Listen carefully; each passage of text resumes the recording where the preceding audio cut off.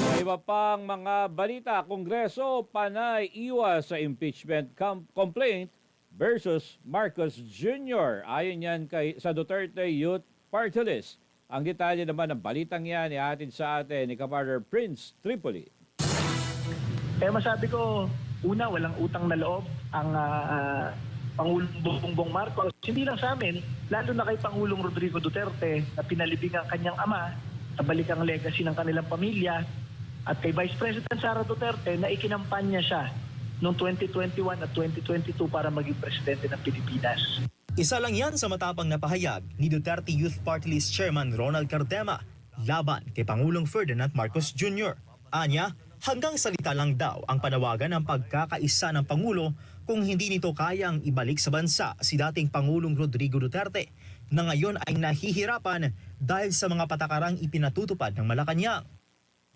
Pero masabi ko po, talagang alam nyo, ninong natin si Bongbong Marcos. Kahit si Speaker, ninong namin. Pero nung nakita namin ginawa kina Pangulong Duterte at kay Vice President Sara Duterte yung mga panggigipit na yan, hindi kami nagdalawang isip.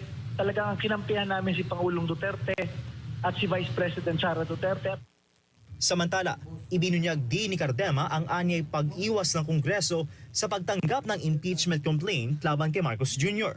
Ang sabi lang sa amin nung isang linggo, wala po si Sec Gen, hindi po marireceive yan. Sabi ko, nakalagay sa rules ng House, it is the office of the Secretary General who shall receive verified impeachment complaints. Sabi ko, hindi naman sinabing si Secretary General mismo o boss mismo ng ahensya at ng opisina yung magre-receive. Ang sabi, ang inyong opisina. Noong Mayo 8, nagsumite si Duterte Youth Chairman Ronald Cardema at dating Congresswoman Marie Cardema ng 24 na pahinang impeachment complaint laban kay Marcos Jr. sa Kamara.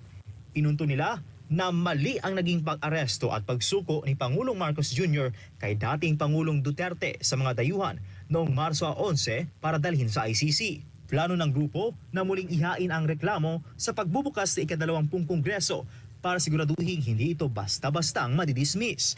Bukas rin si Cardema sa pakikipagtulungan kay VP Sara Duterte sakaling tumulong ito para sa articles of impeachment laban kay Marcos Jr. Makikinig po tayo kay ma'am kasi alam nyo, siya yung pinapailan lagi ng mga impeachment complaints sa Kongreso. Siyempre gamay na niya yung mga pwedeng articles na ipantapat naman laban sa ating presidente. Nauna nang sinabi ni VP Sara Duterte na dapat may impeach si Marcos Jr. dahil sa iligal na pag-aresto kay dating Pangulong Duterte. Para sa kanya, malinaw na ito ay culpable violation of the Constitution at betrayal of public trust dahil pinayagan ng kasalukuyang administrasyon ang dayuhang panghihimasok sa soberanya ng ating bansa.